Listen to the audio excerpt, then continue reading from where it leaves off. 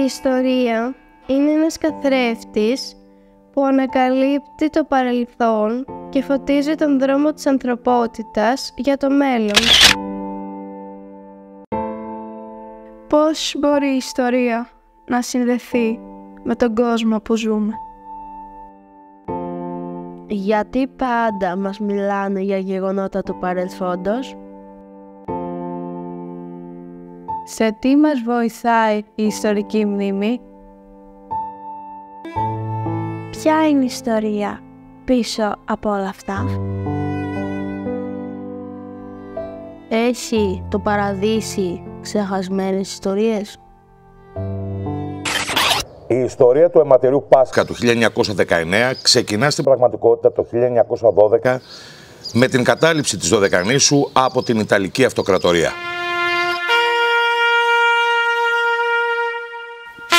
Από τα μέσα του Απριλίου του 1912 μεγάλες ναυτικές δυνάμεις, οι οποίες συνοδεύονταν από πολύ σημαντικές δυνάμεις του Ιταλικού πεζικού, πέρα από το στόλο των πλοίων, κάνουν την εμφάνισή τους στα Δωδεκάνησα και μέσα σε ένα διάστημα σχεδόν ενός μηνός όλα τα Δωδεκάνησα πλην του Καστελορίζου κατακτήθηκαν.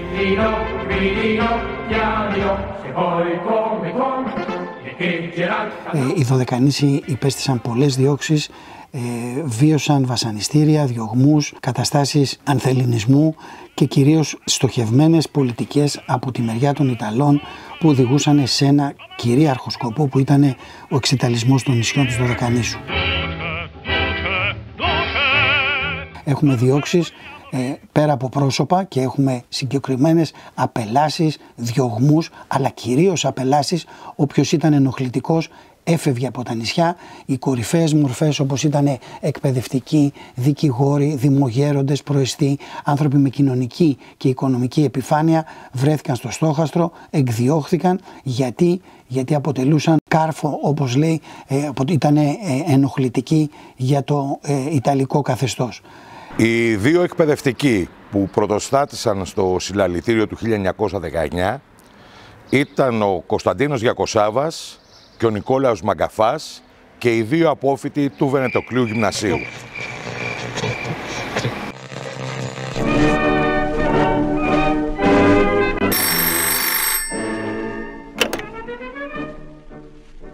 Arrestate il direttore delle scuole, subito. Sì, signore. È un ordine.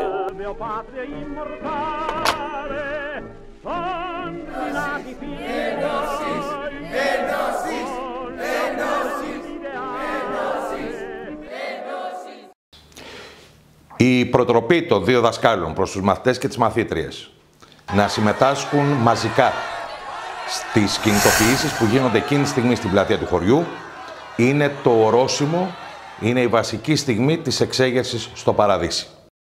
Ο τότε Μητροπολίτης Ρόδου, Απόστολος Τρίφωνος, μαζί με τη Δημογεροντία, όπως είπαμε, ετοίμασαν το ψήφισμα, διοργάνωσαν με πλήρη απόλυτη μυστικότητα το συλλαλητήριο που έπρεπε να λάβει η χώρα την Κυριακή του Πάσχα 7 Απριλίου 1919, μετά τη λειτουργία της λεγόμενης Δεύτερης Ανάστασης.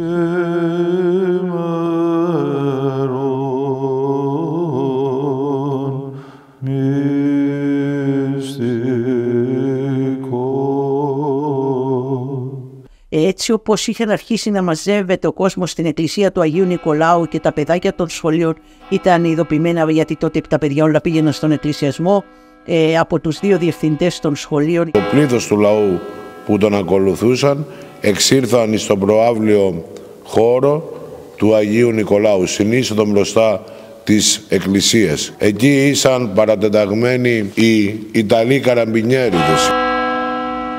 Βγήκε ο Παπαλουκάς από την εκκλησία. Έδωσε το σύνθημα όντας επαναστάτης, όντας άνθρωπος ο οποίος υπήρξε και αντιστασιακός. Ανυπόμονος, διάβασε το ψήφισμα, φώναζε «Ζήτω η Ελλάδα, ζήτω η ένωση με τη μήτερα Ελλάδα». Οι δάσκαλοι έβαλαν τα παιδάκια να ψάλουν τον εθνικό ύμνο και όχι μόνο τα παιδιά και όλοι οι άνθρωποι μαζί. Έχουν συλληφθεί λοιπόν οι δύο δάσκαλοι, οδηγούνται στα κρατητήρια και όλος ο κόσμος είναι έξω, εκφράζει την έντονη διαμαρτυρία του και απαιτούν όλοι να αφαιθούν ελεύθεροι, δεν έχουν κάνει τίποτε και τα πράγματα οδηγούνται σε ακρότητες. Κάποιος Ιταλός αξιωματικός τον είχε ήδη προειδοποιήσει, παπά, πρόσεξε. Ο παπάς δεν τρόμαζε με κάτι τέτοια. Έβαλε τις φωνές και είπε πάνω τους παιδιά, μην τους αφήσουμε να πάρουν τους δασκάλους.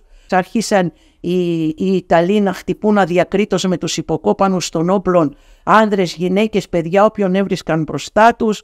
Και αμέσως ο Ιταλός στρατιώτης, όπως ήταν με το όπλο και με τη ξυφολόχη μπροστά, γύρισε απειλητικά προς τον παπά Λουκά. Άνοιξε αμέσως τα μπράτσα του όπως ήταν όρθιος, σε σχήμα σταυρού το σώμα του και λέει ατρόμητα στον Ιταλό τον στρατιώτη, τι, να με χτυπήσεις, χτύπα. Με το χτύπα ο Ιταλός ο στρατιώτης δεν έχασε καθόλου καιρό, έμπηξε τη ξυφολόχη μέσα στο στήθος του παπά Λουκά, ακριβώς στο μέρος της καρδιάς. Ο παπάς αμέσως έχασε την ισορροπία του, έπεσε στο έδαφος και κάποιες γυναίκες που ήταν εκεί γύρω του τον άρπαξαν, τον σήκωσαν και τον έβαλαν σε ένα σπίτι που υπήρχε από δίπλα. Εκεί το μόνο που πρόφτασε να πει είναι νερό. Νερό, θα λιοθυμίσω, είπε χαρακτηριστικά. Του έδωσαν να πιει ένα ποτήρι νερό, ήπιε το νερό και απλώς βγήκε από την τρύπα εδώ που του είχε δημιουργήσει ο Ιταλός με τη ξυφολόχη και αυτό ήταν, έσβησε αμέσως, σχεδόν ακαριέα δηλαδή πέθανε ο Παπαλουκάς. Μία γυναίκα χωριανή μας, η Ανθούλα Ζερβού, βρίσκεται μπροστά σε μια άσχημη σκηνή. Είναι ένας Ιταλός στρατιώτης που με τον υποκόπανο του όπλου του χτυπά ένα παιδάκι, τον Ηλία Παναή, ένα 11χρονο παιδί, τον χτυπά πάνω στο κεφάλι γιατί φώναζε «Ζήτω η Ελλάδα, ζήτω η Ένωση με την μητέρα Ελλάδα». Του κίτσου ημάς. Μη χτυπάς τα μάτα! Το παιδάκι χτυπάς, σκύλε. Στην άκρα στο ποτάμι, με το ποτάμι, Ferma di cantare l'inno nazionale. Ποτάμι εμαλώνε, με το ποτάμι εμαλώνε,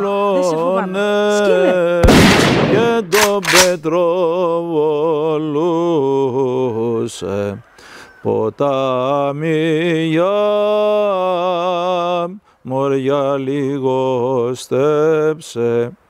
Η γιαγιά ήταν πραγματικά ηρωίδα, ήταν μια εύσωμη γυναίκα και το έλεγε μέσα της ότι φώναζε χωρίς να έχει φόβο, χωρίς να υπολογίσει τον κίνδυνο. Οι Ιταλοί τότε πλησίασαν τον σύζυγο της γιαγιάς μου, της Ανθούλα Ζερβού, και του είπαν ότι θα σου δίνουμε κάθε μήνα ένα ποσό και θα πάρετε και μια μεγάλη αποζημίωση. Για τη γυναίκα σου που σκοτώθηκε. Και ο άνθρωπος αυτός, ο απλός, ο χωριάτης, ο ταπεινός, έδωσε αυτή τη μεγαλειώδη απάντηση τότε, που είναι δίδαγμα αξιοπρέπειας και πατριωτισμού. Αλλά ο παππούς ο Γιώργης δεν δέχτηκε και τους είπε «Το αίμα της γυναίκας μου θα φάω τώρα», και αρνήθηκε αυτή την αποζημίωση. Αμέσως μετά τα γεγονότα του αιματηρού Πάσχα το 1919 στο Παραδείσι υπήρξαν έντονες αντιδράσεις από το δωδεκανησιακό λαό και από το λαό της Ρόδου. Τους δύο νεκρούς μας, τον παπά Λουκά και την Ανθούλα Ζερβού, οι Ιταλοί δεν επέτρεψαν να τους θάψουν, να τους κλάψουν και να τους θάψουν κανονικά οι δικοί τους. Απαγόρευσαν σε οποιονδήποτε να πάει στην κηδεία και επέτρεψαν να γίνει κηδεία με την αυστηρή παρουσία μόνο της στενής οικογένειας του καθενός και κάτω από τον κλειό των πάνωπλων Ιταλών στρατιωτών. Έτσι θαύτηκαν οι δύο ήρωες που ήταν οι πρώτοι ήρωες του αγώνα της Δωδεκανήσου ενάντια στην Ιταλική κατοχή, οι πρώτοι νεκροί. Η λειτουργιά του 19 δεν είναι τελειωμένη. Το Άγιο Ποτήρι ασκέπαστο, γεμάτο σε προσμένη. Στις Βιλανόβα στο χωριό συλλήτουργο θα γίνει και πανηγύρι εθνικό παξέχαστο θα μείνει. Σε εκείνο το συλλήτουργο, στη Ρόδο κάτω εκεί, θα κάνουμε ανάσταση μια άλλη Κυριακή. Αυτό εδώ είναι το ράσο του ήρωα Παπά Λουκά Παπακωνσταντίνου. Εδώ φαίνεται και η τρύπα που άφησε η Ιταλική λόγχη.